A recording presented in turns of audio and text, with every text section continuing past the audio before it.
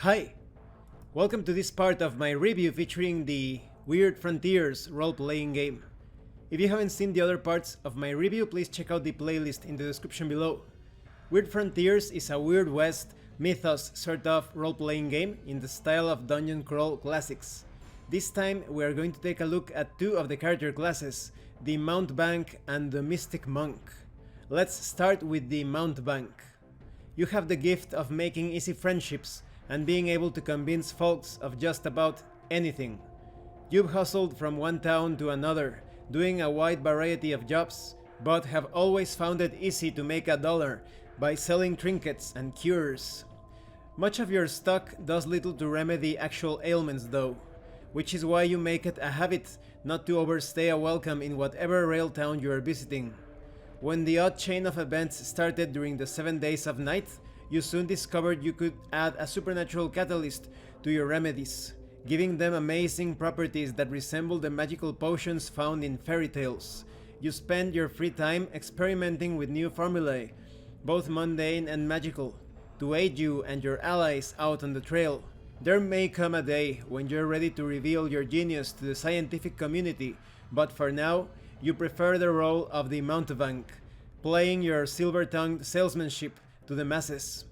You peddle placebos and sugar pills while you keep the good stuff for those true moments of need, or for folks with plenty of coins in their pocket.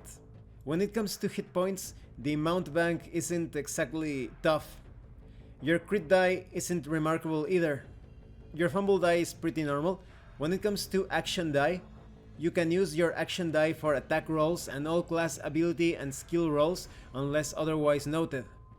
When it comes to luck, Mountebanks add their current luck bonus to all showmanship rolls. Now concerning the path of the Mountebank, Mountebanks are a self-serving lot that rarely think twice about selling sugar pills to put a steak on the table at the local saloon. But this doesn't mean the Mountebank doesn't believe or desire to do some good every now and then. Mountebanks begin by walking the line, but lean towards the path of the damned. When it comes to signature weapons, Mountebanks try to avoid getting caught up in the barbaric act of fighting and prefer using their elixirs in the place of mundane weapons. A good backup is still a necessity for any thinking person, and derringers, small pistols along with manageable bladed weapons fit the bill. Let's talk about some of the class abilities of the Mountebank. You have Alchemy.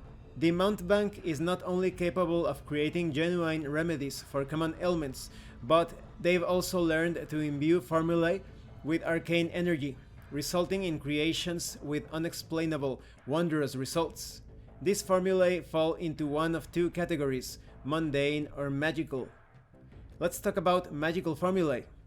To create any magical elixir, salve, etc., the Mountebank chooses a formula from those kept in his personal journal.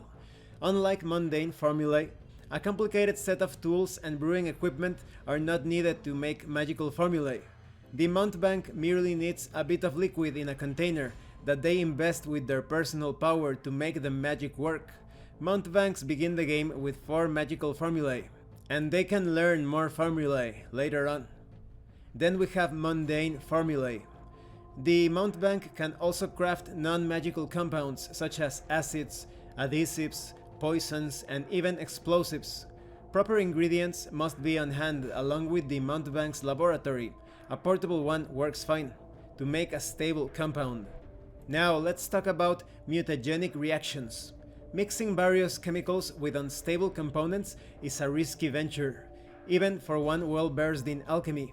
Should the Mountebank roll a natural 1 on any brew check, something has gone horribly wrong, and often results in bodily harm to the Mountebank and those close by, as the poorly created formula explodes, drenching the creator and possibly others nearby. The description for the mutagenic reaction will determine other targets. You also have the ability of showmanship. Being a person of many words, the Mountebank uses fancy verbiage combined with fast hands to deceive and misdirect the audience during the pitch, encouraging them to empty their wallets. You also have the ability of snake veins. The Mountebank often incorporates venom from serpents and insects in the brewing of elixirs and mundane compounds.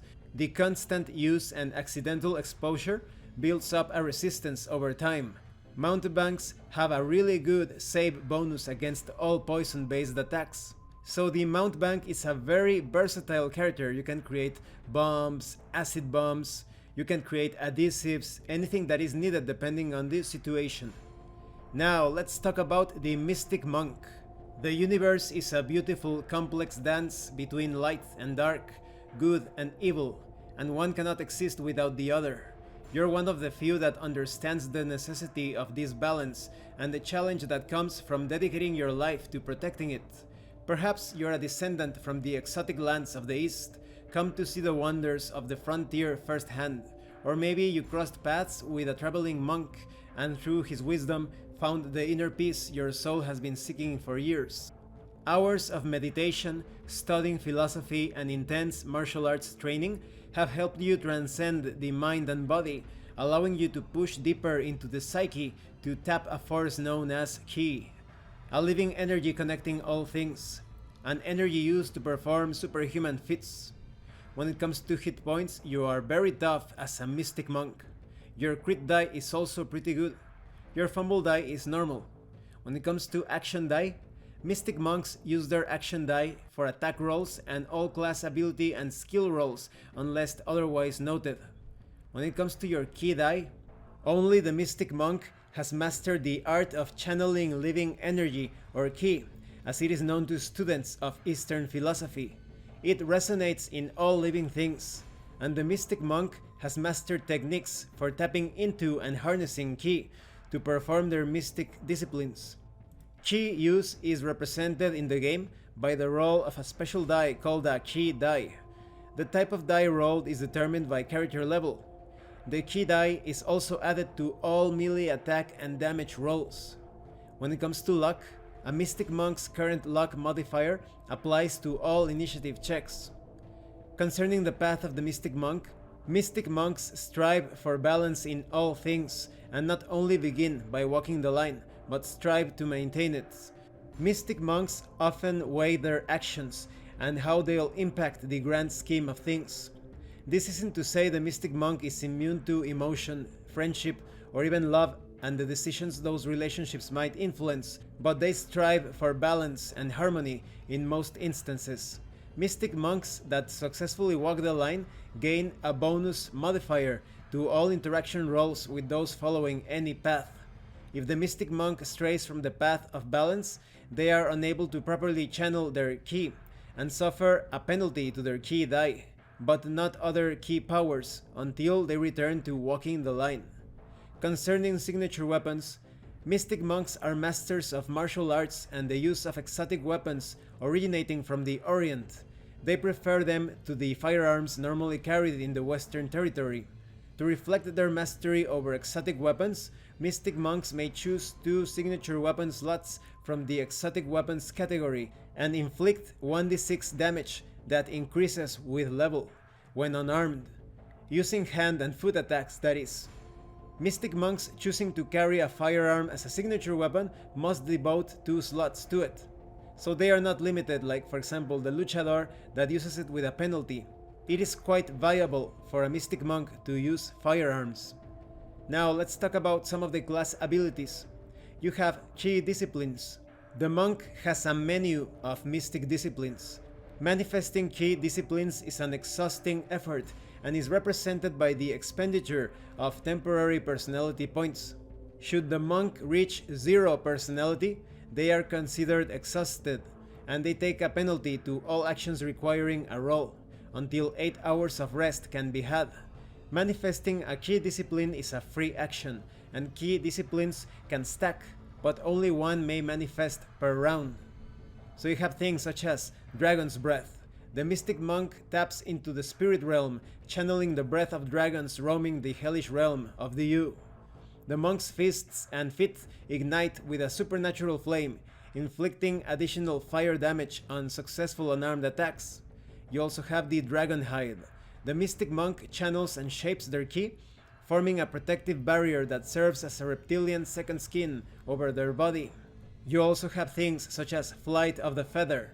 The Mystic Monk may use their ki to temporarily alter body mass, effectively becoming light as a feather, giving the monk the ability to fall harmlessly, climb walls, run across water, and similar feats. You also have things such as Tower of the Mind.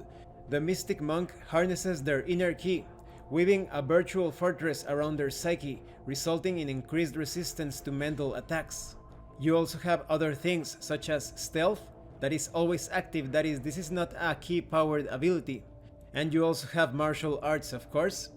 The Mystic Monk is a true master of martial arts, and may declare the use of esoteric maneuvers once per round, for added effect to an attack. To use martial arts, the Mystic Monk declares a maneuver they wish to perform before rolling for the attack. The ki die is rolled along with the attack die and used as a modifier to attack and damage rolls. Should the ki die result be 3 or higher, the declared martial art maneuver is a success.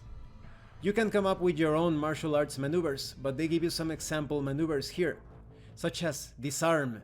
The Mystic Monks are considered masters of hand-to-hand combat, utilizing techniques honed and perfected through theory and practice. Disarming an opponent is often a quick, pain-free way to end the fight before it even begins. If you get a normal result, perhaps with lightning speed, the Mystic Monk strikes the target's weapon arm. The target must immediately pass a reflex save with a difficulty class matching the total attack roll to avoid dropping the weapon being held. Any one-handed weapon may be disarmed this way. But if you get an exceptional result, perhaps the Mystic Monk acts with such speed and precision that multiple targets may be disarmed. Up to 4 opponents in melee range must immediately pass a reflex save and a difficulty class matching the total of the attack roll to avoid dropping any weapons being held. Additionally, each weapon is temporarily charged with the ki of the Mystic Monk, causing each to glow with an unearthly hit. Touching the weapons will cause 1d4 in burn damage each round that is held, and wielders suffer a penalty to attack while using the weapons. The hit diminishes after a number of rounds pass. You also have Flying Kick. With a small running start, the Mystic Monk leaps into the air and uses forward momentum to connect heel to target, sending their foe crashing to the ground. The monk can only knock down targets that are no more than twice the size and weight of a man. If you get a normal result, perhaps the Mystic Monk launches into the air, connecting with a crushing kick attack to the face for an additional 1d7 in damage. The target must immediately pass a reflex save with a difficulty class matching the total of the attack roll to avoid being knocked prone and back 10 feet away. Enemies can be targeted up to 15 feet away with flying kicks. Or maybe you get an exceptional result, inflicting more damage and knocking your opponent away at a greater distance. There's also the Quivering Palm. Mystic Monks are known for being able to channel their own ki. The humble warrior is also capable of altering the flow and manipulating the ki of others to various effects. If you get a normal result, the Mystic Monk strikes their target and sends forth a tiny vibration of energies through the target. The target must immediately pass a will save with a difficulty class matching the total of the attack roll to avoid being stunned for 1 round. If you get an exceptional result, the Quivering Palm strike is delivered perfectly, momentarily knocking the target's spirit out of their body. The shock to the system forces an immediate will save with a difficulty class matching the total attack roll to avoid falling unconscious for 1 turn. Passing the save merely results in the target being stunned for 1d8 rounds, while host and spirit try desperately to reunite. Each round, including the initial round that the 2 forms are apart, inflicts 1d4 of temporary personality damage. Reaching 0 results in spirit and body permanently being disjoined, effectively killing the target. And these are just some of the special martial arts maneuvers. There are plenty more and you can create your own. And this concludes this part of the review for today. I really like the Mountebank and the Mystic Monk. In the case of the Mountebank, you feel like a Weird West alchemist. It mainly focuses on a support role. You're going to be boosting your own capacities and those of your companions. And there's also great utility value to the class. as you are able to produce all sorts of substances that can affect matter, or even immaterial things, it depends. We will get more into the effects of different magical results when we talk about magic in a future part of this review. In a sense, the Mountebank and the Bedlamite fill a utility role within the group, but the Bedlamite is a bit more focused on direct combat in my opinion, while the Mountebank is going to have an edge when it comes to tricking and deceiving others. Now concerning the Mystic Monk, this is the perfect class to play as a Weird West David Carradine. So if you are a fan of the Kung Fu series or if you like those Jackie Chan films, this is the class for you. But of course, in the weird style that only Weird Frontiers can offer. I also think that it's a good frontline attacker, frontline combatant, like the luchador, but because it is more mobile and has some interesting effects to disarm opponents and such, I think it works better as a mobile hit and run sort of character. Thanks for watching this part of the review. If you have any comments or questions, please let me know. And thank you so much to those of you that have been supporting the channel by sending drive-thru RPG gift certificates. If anyone else wants to further support the channel, the information on how to do that will be in the description below. Once again, thank you, and see you later.